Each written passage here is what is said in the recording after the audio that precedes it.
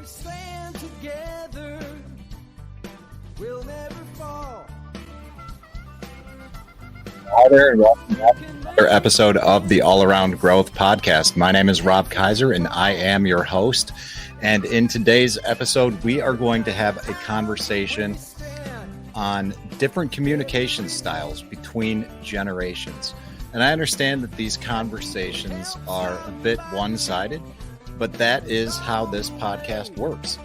If you are new to the show or returning to the podcast after a while, this is a show where we talk about personal growth and development through finding balance in life. Now, I am of the opinion that we cannot fully grow and develop our full potential as human beings unless we live a balanced life in several different areas of our life. Now, accordingly, for the purposes of this discussion and really all discussions recently, what we do in the show is we compartmentalize, for lack of a better term, our lives and take an in-depth look at each area of life in each episode. And we rotate through these topics on a regular basis. We routinely discuss topics relating to financial, physical, personal development, family, spiritual, social, and career. And we do so in that order. For example, last week's episode was on a spiritual topic. The week prior was on a family topic. And next week's topic will be career oriented. And will probably be a discussion of how I ended up where I am with regard to my own career. And like I mentioned, today's episode is an episode on the social aspect of life. And the idea behind the show comes from the audience in a comment from our Telegram group, which you can join at t.me/allaroundgrowth. And, for those of you who are interested in connecting with myself and the audience a little bit further, I would encourage you to join us there, for that is the social media platform where we are most active. Now, before I get into the comment itself, today is March 4th, 2023. This is episode number 497 of the show. And the topic of the show is From Boomers to Zoomers, a discussion on different communication styles between generations. Now, the comment that really got me thinking about the different communication styles between generations is from a listener in the audience in his mid to late 40s, somebody around my age. And he's got a son in his early 20s. And recently we were having all sorts of comments, all sorts of dialogue about all sorts of things. And he writes, quote, "My son's in a bad rut socially. All his old university friends have ghosted him. Specifically, one by one, they have blocked him from texts, calls, various social media, etc. They have been falling like dominoes. It's almost like someone back there is spreading rumor or pressuring people to do this. It's one thing to not respond to texts, but blocking people on Instagram or Snapchat is very intentional. Back in my day, the worst thing we did was ignore someone, but usually we would try to politely say we weren't interested. I'm not sure how to advise."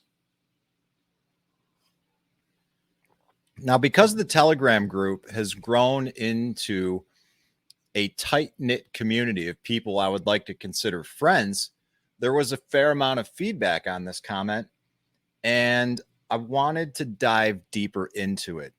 And today we are going to do exactly that. We're going to take a look at the different communication styles between generations. And moreover, I'm going to walk you through how I do this, and then discuss some solutions on how we can improve upon our own communication styles with other people and society in general. So, first of all, I'd like to read a couple of articles about the topics in question. And within that comment, I see 3 different topics that are worth taking into consideration and discussing. One being communication between generations, hence the title of the show. 2, social media usage by generation. And 3, the impact of social media on relationships. Now, to find articles to read on these matters, I utilize a search engine. All right. And a search engine is a software system designed to carry out web searches. Now, they search the World Wide Web in a systematic way for particular information specified in a textual web search query.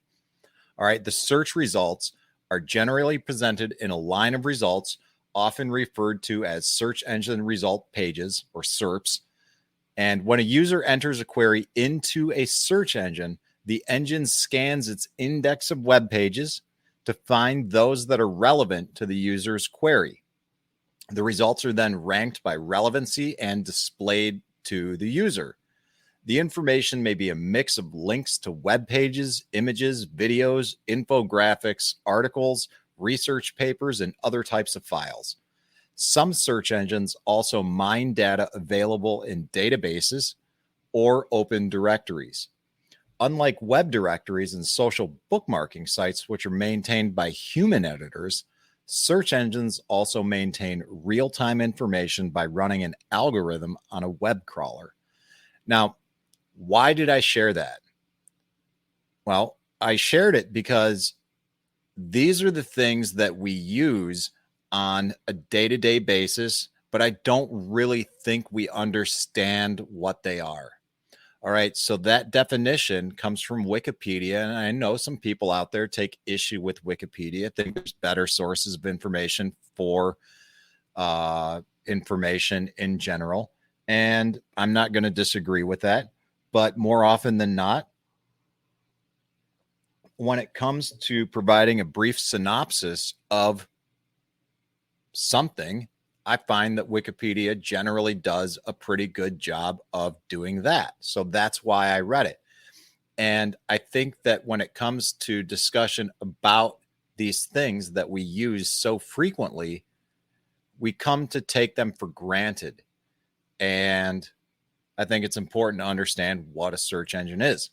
Now, there are many different search engines available.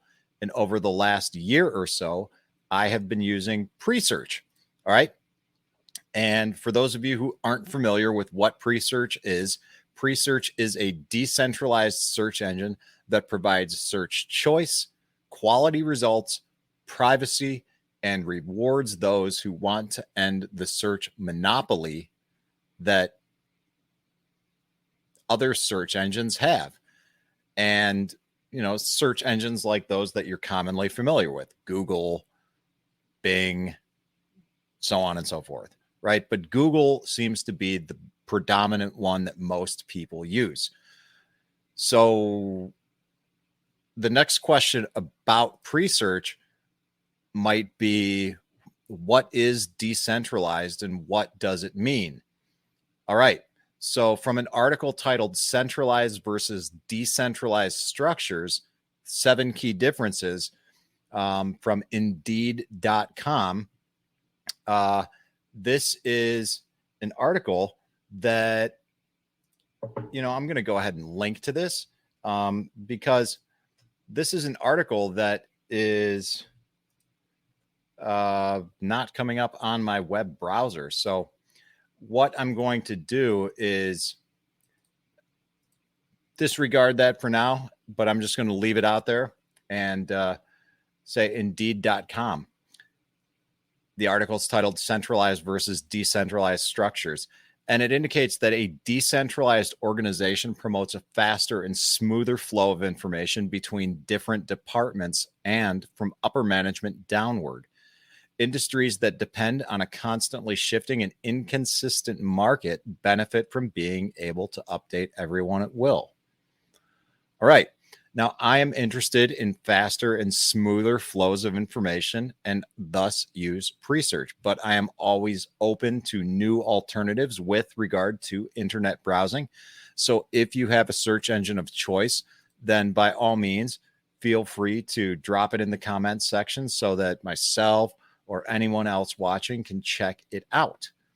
Now, one other reason that I enjoy using pre-search is that it's very easy to navigate between other search engines like Google, Bing, Yandex, DuckDuckGo, and many other options. You can customize it however you want. And because quite frankly, sometimes I prefer the way Google shows its search results. Like, for example, Google shows you the dictionary definitions of words right from the search page without you having to open any link whatsoever. There's also a number of plugins and add-ons and browser extensions that you can use that are search engine optimized that allow you to utilize and do work or utilize the web and do work a little bit differently, a little bit more efficiently. So, for searches like this, with just a single click of the button, I can switch from Google right to pre-search and, vice versa. And it makes it an easy way to quickly access the information that I'm seeking. All right. So what information am I seeking tonight? As previously stated, based on the comment from the Telegram group about a listener's son being in a bad rut socially on account of friends ghosting him and blocking him from texts, calls, and social media, the three different topics that are worth taking into consideration and discussing are social media styles between generations, or communication styles between generations, rather, social media usage by generation, and the impact of social media on relationships. So let's take a look at some articles that result from searching each of these topics. And now I've looked at some of these, but not many. So this is really going to be a search and share on the fly for the sake of time with regard to the amount of time that I put into the show notes today. So hopefully this won't be too confusing for those of you listening out there without the video. But this is also a good time to promote the fact that over the next couple of months, the podcast will be going away in its current form and transitioning to only the most recent 90 days of content. And that's going to take place while I continue work on getting all past episodes up on YouTube, but that's going to take some time. And exactly how I'm going to do that, I'm not entirely sure, but that's the plan. And if you've got any ideas about that, then by all means, feel free to let me know. You can send me an email at allaroundgrowth@gmail.com. You can join the Telegram group at t.me/allaroundgrowth. You can join us on social media.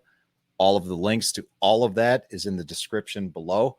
But let's go ahead and take a look at this article. And the reason why I'm doing what I'm doing is in large part to reduce my financial expenditures, like I've discussed in past episodes.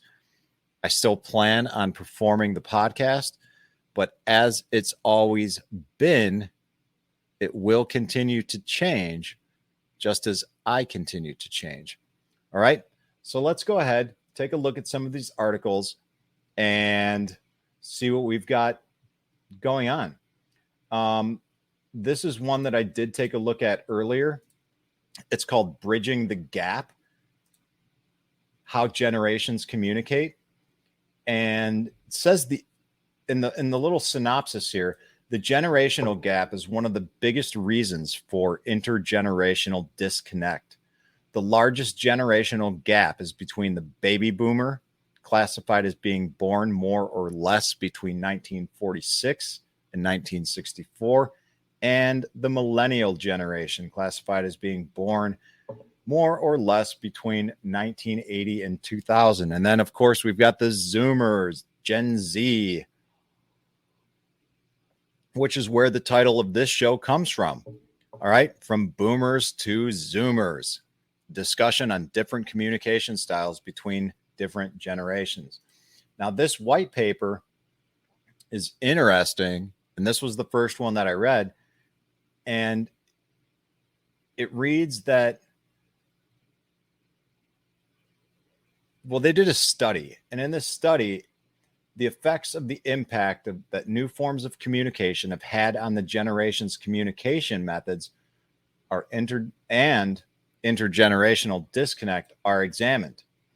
An example that inspired this research study is the grandparent-grandchild situation. Grandparents love to be able to talk to their grandchildren regardless of the method.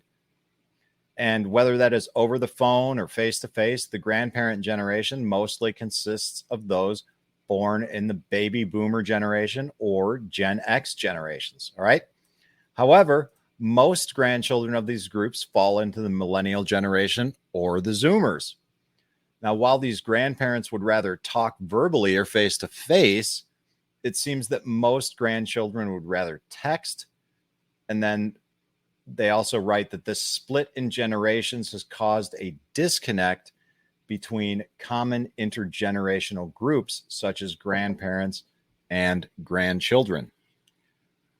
All right. So in addition to texting, we see this disconnect not only within grandparents and grandchildren, but the article or this particular white paper goes on to indicate that we also see this in the working world and through organizational communication. And it's a good article. It's quite lengthy. I'm not going to share the whole thing with you now, but what is important is the fact that there indeed is a gap and a problem, if you will, with regard to generations, the generational differences in how they communicate with each other. And like this white paper just demonstrated, a lot of it has to do with different forms of communication, how older generations like to talk face to face, on the phone, and younger generations prefer text. And even the newest generations prefer social media. All right. So one thing that's interesting about this is it says the gap between baby boomers and millennials is staggering, but Generation Xers find themselves in the middle of the two, sometimes overlapping in both directions, serving as a mediating generation, meaning that we've oftentimes got to serve as a middleman between the boomers and between the millennials, and ultimately between the Zoomers, which is what really prompted this particular topic of conversation tonight. So text is one thing, like we read in that message, responding to texts or not responding to texts is one thing, but blocking people on Instagram, Snapchat, and other social media platforms, it's very intentional. Now, the audience member writes that back in my day, the worst thing we did was ignore someone, but we would usually try to politely say that we weren't interested. Now, we don't do that. We just block people. Why?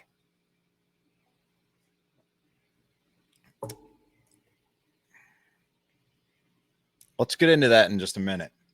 Let's take a look at social media usage by generation and understand a little bit of the demographic breakdown of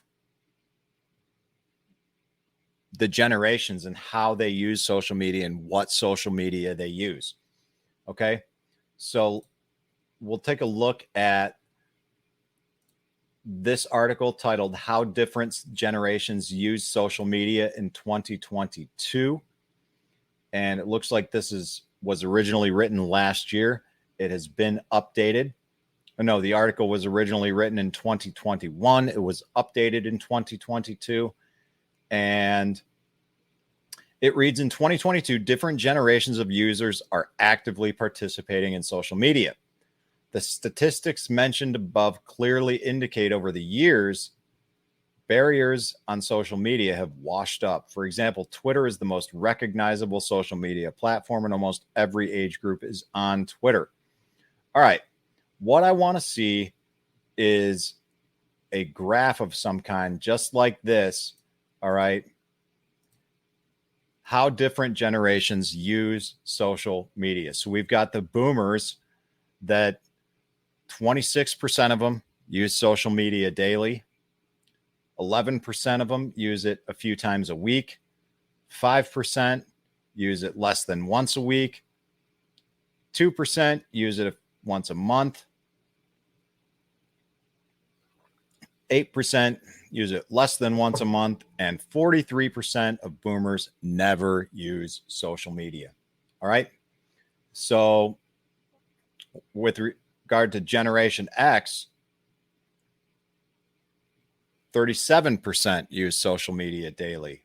Millennials, 44% use social media daily. Generation Z, half of today's children, the current generation, Generation Z, use social media on a daily basis. All right. And I think that that's probably increased. I don't know where this article comes from, wpsocialninja.com. I'm not very familiar with that, but what do they have to say about the impact of social media on different generations, right? So the impact of social media is like a Pandora's box. You never know what you are getting. Along with time, social media has evolved and influenced drastically. Not just shopping, but every decision we make is somehow connected with social media. And they do write, the active participation of different generations on social media has immensely increased. And according to Pew Research, in 2005, only 5% of Americans were active on social media. In 2011, social media numbers increased unexpectedly from 5% to 50%. And by 2020, 72% of Americans started using social media regularly. All right. So this chart right here shows the percentage of adults who say they use at least one social media site. And it indicates the statistics that I just read about 5% of Americans being active on social media in 2005 and 72% of Americans in 2020 were using social media regularly. All right. So what does that mean to me? What that means to me is that we've got more time invested in social media and less time invested in actual interpersonal relationships. Okay. So what? Well, what's the result of that? Well, the result of that is basically the comment that I started to read from earlier. People ending up in a bad rut socially, having friends ghost them. Specifically, one by one, they have blocked this individual's son from texts, calls, various social medias. They've been falling like dominoes, he writes.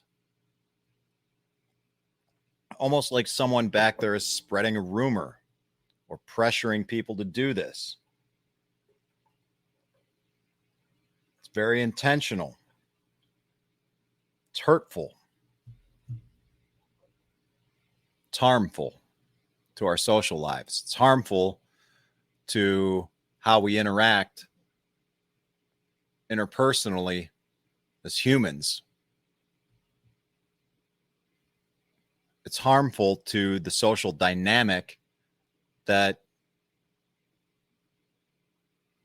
we've grown and evolved into. This isn't the way that we were meant to behave. This isn't the way that we were meant to be.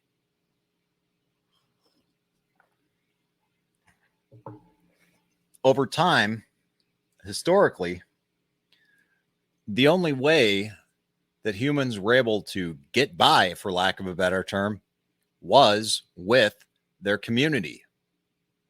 And your community was relegated to where you lived, where you were born in large part, unless you traveled and left your hometown, your village, your tribe, your family,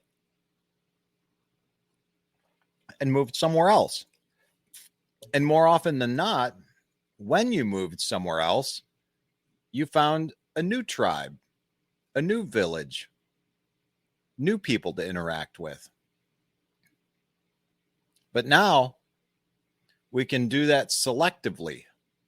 We can engage in virtual communities online. We can be very selective about who we want to engage with and why we want to engage with them. It's far too easy to find ourselves in echo chambers, surrounding ourselves with people of like mind, not realizing that our own minds may be sick, not recognizing and acknowledging the fact that our own minds may be twisted, that we may be broken people. You know, think about life like a hospital. Everyone in the hospital is generally sick. You've got some people in the hospital that are there to take care of the ones that are more sick than others. But at some point in time, even the caretakers have to go to the hospital to be taken care of by other caretakers. So inevitably, at some point in time, we all land in the proverbial hospital, and that hospital is life. We all have to take care of one another, or at least we should. When we don't engage in real life, or when we decrease our engagement in real life, and when we decrease our actual true interpersonal relationships with different demographics, with different people, different ethnicities, with people outside of those that are like ourselves, it begins to radically impact us in negative ways. But we can't see that because we're too busy looking in the mirror or looking outside at other people in these communities who are looking in the mirror or looking out the window, and all they're seeing is reflections of themselves, feeling as though they've got the sense of community because it engages something in our brains, this natural human instinct that I think we all have because we've been around for millennia in the ways, shapes, and forms that we currently are to this day.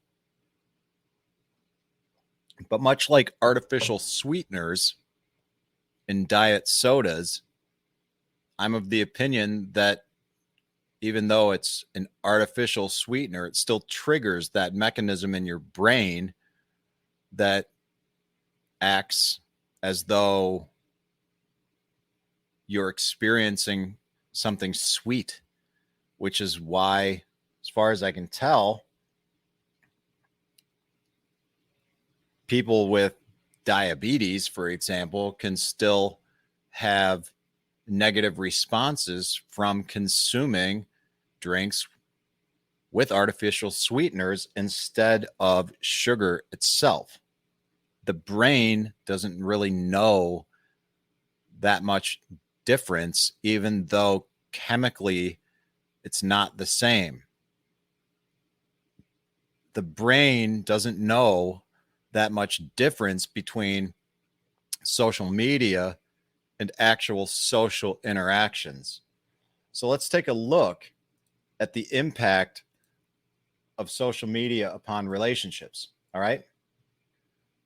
So the first article says, how does social media affect relationships? The synopsis reads, although social media has many positive benefits, it has the potential to wreak havoc on a relationship. Some of the negative effects of social media and relationships include decreased time with a partner, missed connections, jealousy, conflict arising from disagreements or hurt feelings, and negative comparisons. A very succinct and complete synopsis. So this article is from a website called choosingtherapy.com, and the article is titled Social Media and Relationships. So I'll go ahead and read the introductory paragraph, and I'll read some of the negative effects on social media on relationships, the positive effects of social media on relationships, and also some signs that social media is affecting your relationship. Because again, these are lengthy articles. I will try to go back and update the show notes accordingly with what I've read for those of you who watch in the future and those of you who are listening to this in podcast form so you can see what it is that I'm talking about. But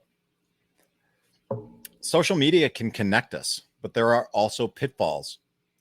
It may be a problem if your relationship, it may be a problem in your relationship if you and your partner are having conflicts over or spurred by social media or are spending less quality time together. If this is the case, there are steps you can take to keep your relationship strong and put social media in its proper place. And I'm going to get to that in just a second. Some solutions that we can implement in our own lives in order to address this. All right. So what are the negative effects of social media on relationships? Although social media has many positive benefits, it has the potential to wreak havoc on a relationship. Apparently, I just read that. Yeah. Social media can connect us, but there are also many pitfalls. Although social media has many positive benefits, it has the potential to wreak havoc on a relationship. Some of the negative effects. Yep. Okay. So those are the negative effects. Decreased time with a partner, missed connections, jealousy, conflict arising from disagreement or hurt feelings, and negative comparisons. You can read more about that in the article, but let's take a look at some of the positive effects that social media might have on relationships. Social media also has the potential to positively impact your relationship. According to one study, positive impacts can happen through partners' public expressions of affection and mutual information sharing. For some, it gives them peace of mind knowing what their partner is up to.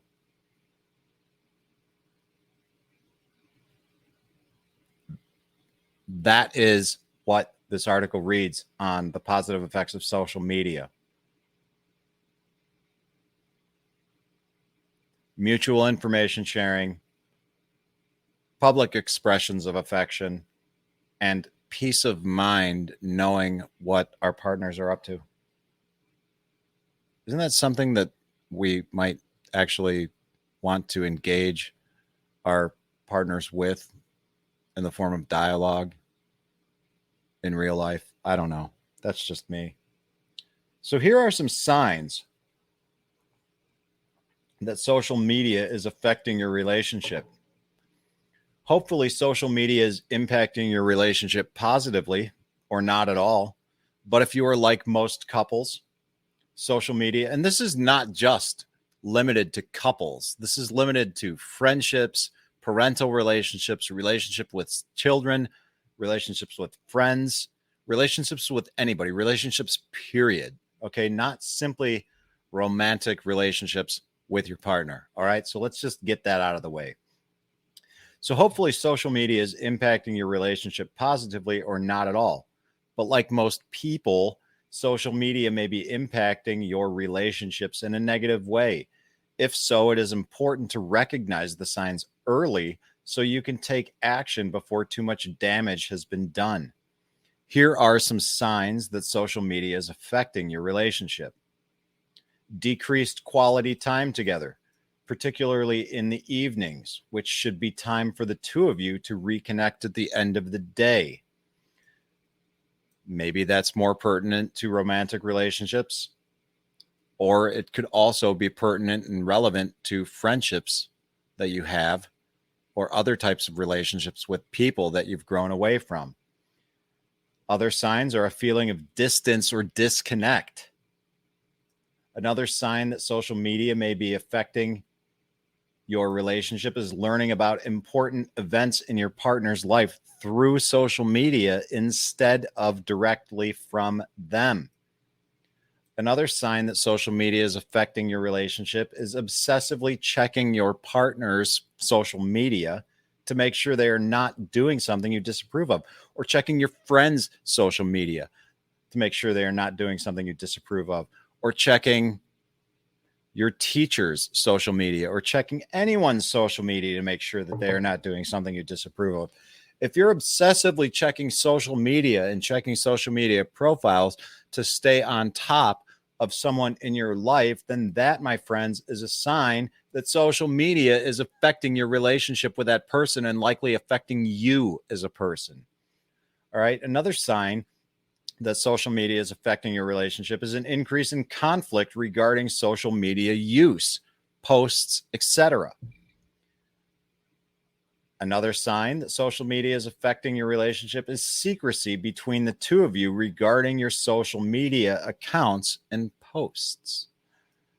And ultimately, last but not least, we've got negative body image issues due to comparisons or unrealistic standards on social media. Comparison trap that kills us, right? So the article goes on and lists different tips for reclaiming your time and your relationships, where to find relationship help, and ultimately some final thoughts on social media and relationships from this article before I talk freely about these three topics: communication styles between generations, social media usage by generation, and the impact of social media on relationships. The closing thoughts on this article reads as follows. Social media can help people stay connected to family and friends, but it can negatively impact other relationships. You do not have to ban social media from your lives completely to stop that from happening. With some awareness, communication, and boundaries, you can positively shift the impact social media has on your relationships. Now, what's interesting is that here I am talking about this topic, and I'm doing so broadcasting it on social media platforms.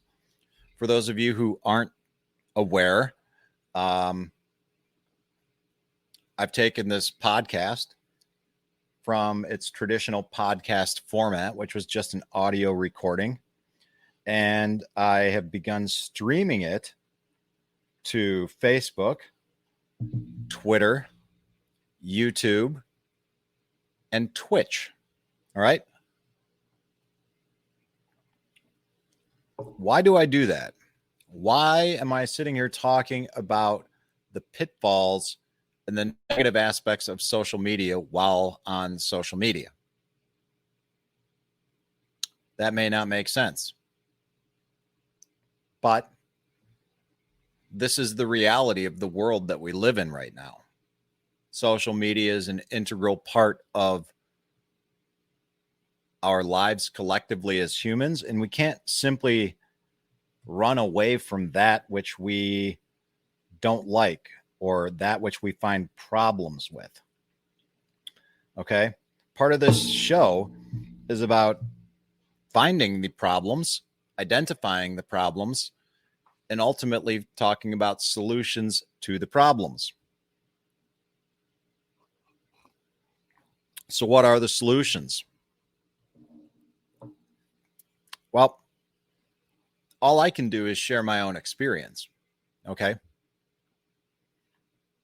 And my experience is trying to find balance in all of these aspects of life, including but not limited to my social life, financial, physical, personal development, family, spiritual, social, and career. When we find balance in those 7 aspects of life, we can better understand what's going on in life and ultimately within our own lives. Because I've reached the point where I believe that most of the problems that I observe in the world are really problems within myself that I'm failing to address. What do I mean? And how does that apply to communication styles between generations, social media usage by generation, impact of social media on relationships? Well, what I mean is that let's, for example, talk about finance, right? I found myself experiencing some financial difficulties. This is nothing new to me. Throughout my entire adult life, I've struggled financially because my understanding of the financial world was limited, for lack of a better term.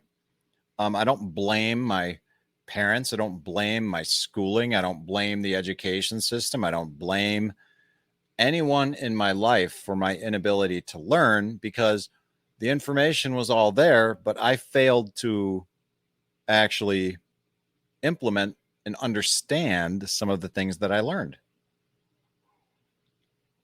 So accordingly, and most recently, I found myself deeply in debt.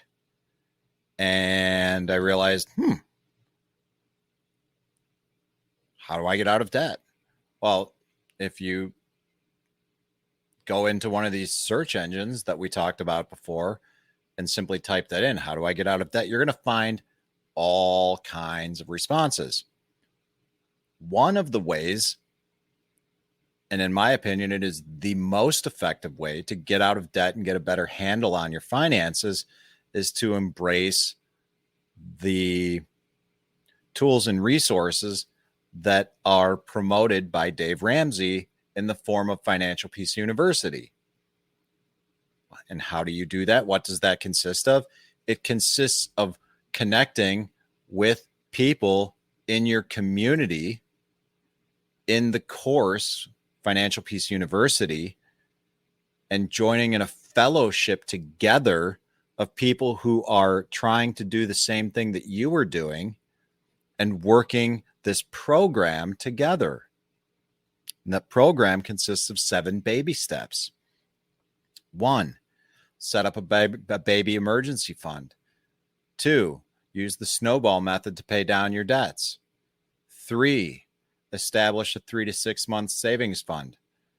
And I could go on and on and on, but you get the point. The point is, you've got this fellowship there of people who are focused on achieving a common goal. And that goal, in this case, is financial peace.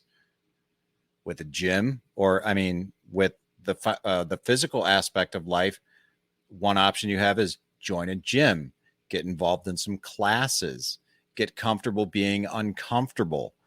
If you're in the Telegram group, as many of you are, you will know that this is something that I've been doing recently. I joined a gym. I've been going to some classes. I've been spending a lot of time getting comfortable being uncomfortable.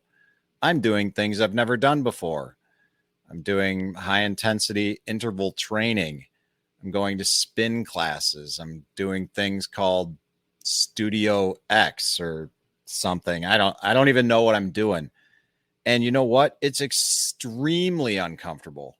It's extremely uncomfortable because most of these women or most of the people in these classes are women. And and most of the women in these classes are considerably older than me. And so not only am I the youngest person in there, but I'm also the only dude.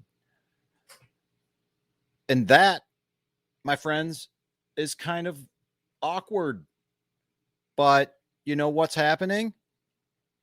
I'm forming relationships with these people.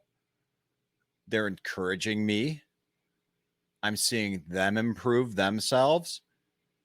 And it's inspiring me to continue on this path of improving myself physically.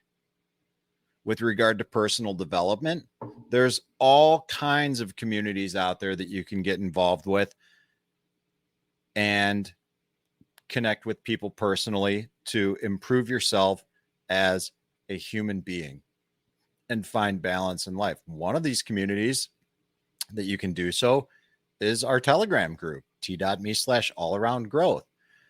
And, you know, or further participate in some of these other social media groups that are below, because we've got a diverse group of people that come from all walks of life that are trying to simply grow. And that is something that I very much appreciate. And I can see that. And you can also find ways in your own community to engage in personal development as well by participating in various volunteer groups, things like that, and just give back. So in order to receive, we've got to give. It's fundamental to understand that. Family, spiritual, like as far as family goes, make time with your family. Spend quality time with your family. No devices, no social media. I don't know what with your spiritual life, return to the church. Connect with people who have the same spiritual goals and objectives that you do. Church is a great place to start. It's not the only place, but it's a great place to start. You can find and reconnect socially in all of those ways. And ultimately, you can implement all of that into a career that is rewarding, financially viable, and more. And we're going to talk about that next week. Now, as far as, wrapping this up and utilizing social media to stay connected to family and friends, but understanding that it can negatively impact your relationships, it's important to understand that, yes, indeed, there are different communication styles between generations. And engaging in all of these things like Financial Peace University or different volunteer organizations, or going to a gym and joining classes and working out with older ladies, the Golden Girls, like I would never say that to their face because some of them might be offended at that, but connecting with people and doing things that put you outside of your comfort zone. Basically, what you're doing is you're surrounding yourself with people that you normally wouldn't surround yourself with. So what? What does that mean? What's the point? Well, it forces you to learn how to communicate differently. When you're around all these other people of different generations, different demographics, you have to learn how to get comfortable being uncomfortable. Otherwise, you're going to be perceived as a jerk, right? And, well, you'll learn that in some way, shape, or form.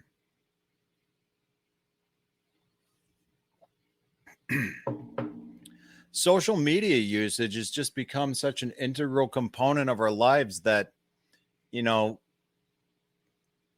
the comment to kind of circle back to this, I'm going to read it again. My son's and this comes from the audience.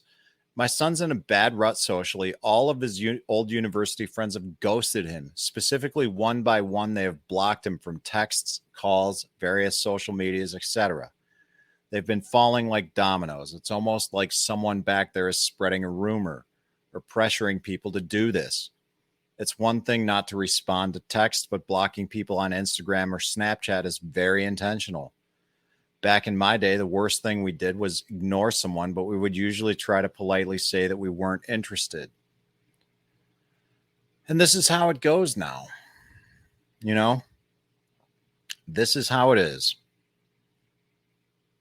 I don't like what you have to say. I don't like what you did. I don't like something. Block.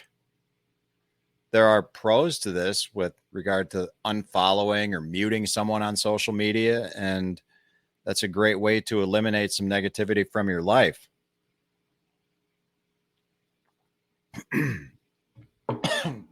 Excuse me. I just inhaled some coffee. But to engage in these social media platforms in that way, it's wrong. It's wrong. And so why do they do it? You know, why do people utilize these platforms negatively and subsequently experience negative results in their relationships? I think the answer is they don't know any better. You know, we are teaching people that this kind of, whether we're teaching directly or indirectly, we're teaching people that this kind of behavior is okay, that it's acceptable. This isn't even passive aggressive communication. It's entirely passive. And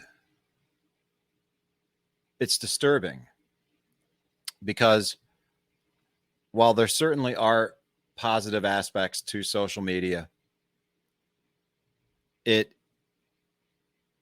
I'm beginning to believe that the negative aspects of it are increasing. I don't want to say they far outweigh the positive aspects, but they're increasing. And the problem is we're becoming less and less aware of how they are increasing. We are becoming less and less aware of how social media operates in and of itself. We are becoming less and less understanding of the nature of the algorithm and how it works. The algorithm doesn't care. The algorithm seeks engagement. And the reality is, as humans, we're more likely to engage when we're angry, when we're upset, than we are when we experience something positive. Perhaps that's factually incorrect. And if you've got some data or some science to back that up, then I would encourage you to comment below and challenge me on this. But that's my belief. And I've got nothing to back that up on except my own personal experience and looking back at my life and how I've interacted with people. And more often than not, I've interacted more frequently than not when I've taken issue with something they did, something they said, something they posted, something they wrote, some way that they acted. I will likely engage more when I'm reacting to something negative than responding to something positive. And that's a problem. So I think what we need to do is encourage people to, you know, big air quotes right now for all the audio listeners, think positively. I mean, yeah, that sounds cliche because it is cliche, right? So how do you just think positively, radiate good vibrations, bro. You spread love and, kindness into the air, random acts of kindness. There's nothing wrong with that, but like we actually have to mean it. We actually have to do it. And we have to do it consistently. And, children especially learn by doing, and what they do is what they see, and what they see is us. So if we're fully engaged on our devices, they will be fully engaged on their devices. And unless we actually make that dedicated time to talk to them about the nature of social media, the pros of it, the cons of it, and basically just engage with them like the humans that they are in all ways, then nothing will change and things will continue to stay the same. And quite frankly, in this case, they'll likely continue to decline. So I am of the opinion that the only way to recognize and acknowledge and understand effectively the different communication styles between generations is to actively engage in interpersonal communication with different generations. And you can do that by working within your community, by engaging in fellowship in activities of like mind, whether it's Financial Peace University or volunteer programs or book studies or church or, discussion groups, whatever the case may be. There are ways to actually engage in real life. Meetup.com is a great way to do this. Yes, you're using a platform to do this, but the whole point of the platform is to meet up, right? We have to start living like humans again. We don't have the ability to understand. I mean, we can read these studies and read these white papers and read all of this all day long, but for what? Like, it's really, really important to understand that social media in all its ways, shapes, and forms gives us the idea and the feelings that we are having the social interaction, but it's fake. It's not real. We need to see people. We need to shake their hands. We need to be able to hug someone when they need it or want it, and be able to be receiving of a hug when we need it and maybe don't want it. We need to be receptive to things that make us uncomfortable but aren't harmful. It's the only way to grow. And unfortunately, the only way most people grow is when the pain of staying the same becomes greater than the perceived pain of change. Because honestly, that pain of change is short-lived. And if we're willing to go through a little bit of discomfort initially, very quickly do we begin to experience all of the positive that comes along with the change that we seek.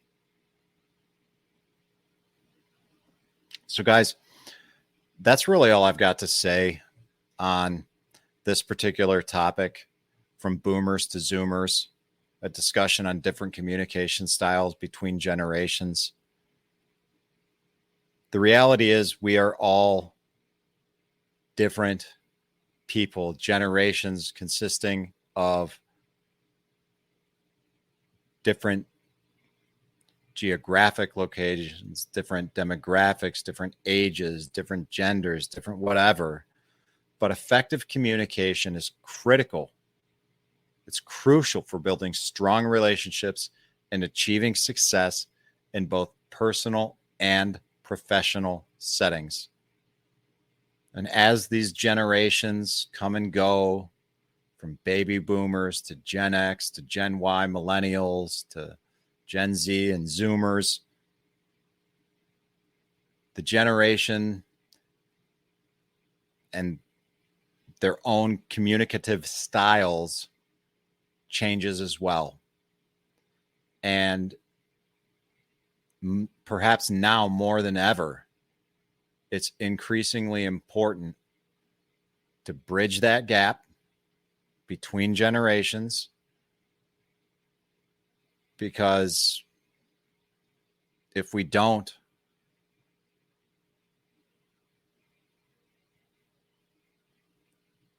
we begin to lose our humanity. We begin to lose the very thing that made us who we are.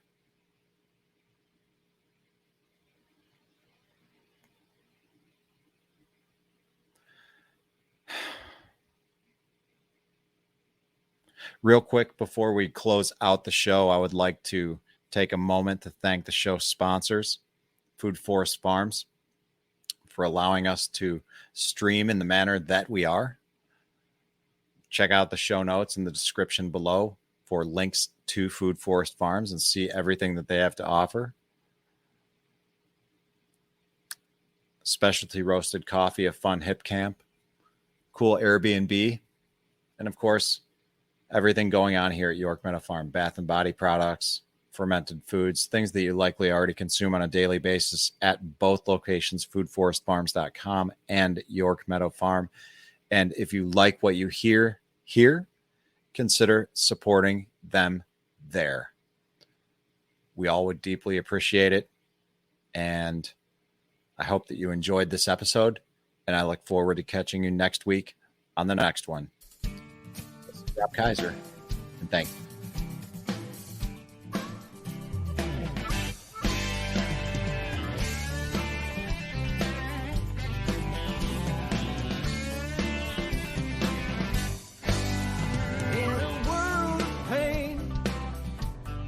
What can I do? The needs are many and answers a few. People turn away and I wonder why. If I can help somebody, then I want to try.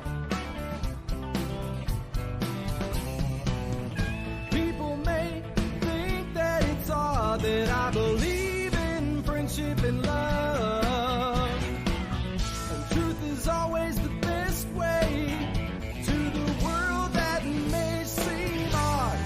I'm an odd fellow. I'm an odd fellow.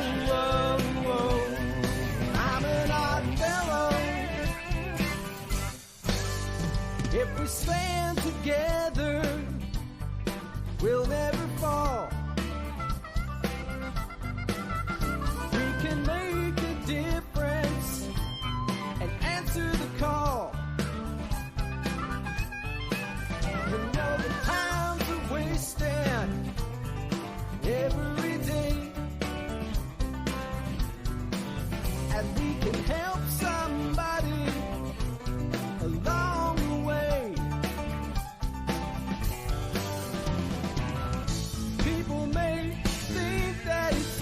That I believe